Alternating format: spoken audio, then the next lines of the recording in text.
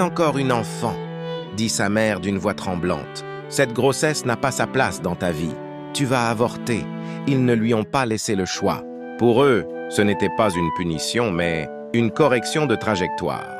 Il fallait effacer l'erreur, protéger l'avenir, sauver les apparences. Mais dans le cœur d'Akuji, ce n'était pas qu'une erreur. C'était une vie et un amour. Et tout allait lui être arraché. Sami n'a jamais su qu'Akuji était enceinte de lui. Dès que ses parents ont appris la vérité, tout s'est enchaîné très vite.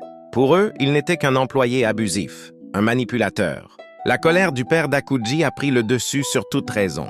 Sans lui laisser l'occasion de s'expliquer, Sami fut accusé de détournement de mineurs. Un procès rapide, sans pitié, orchestré dans l'ombre par un père influent.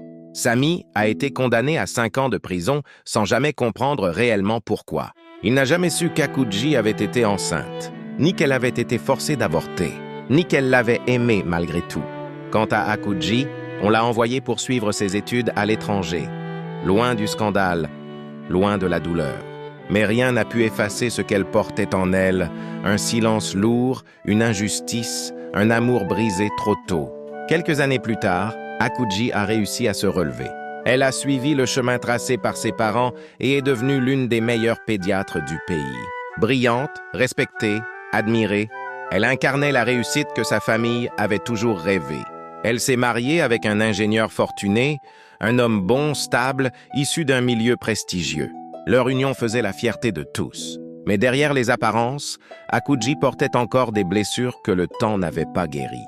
Les années passaient et aucun enfant ne venait. Après de nombreuses tentatives et examens, elle finit par consulter un spécialiste. Le verdict est tombé comme un coup de massue. Les séquelles de l'avortement forcé de son adolescence avaient détruit sa fertilité. Le rêve d'être mère s'éloignait à jamais.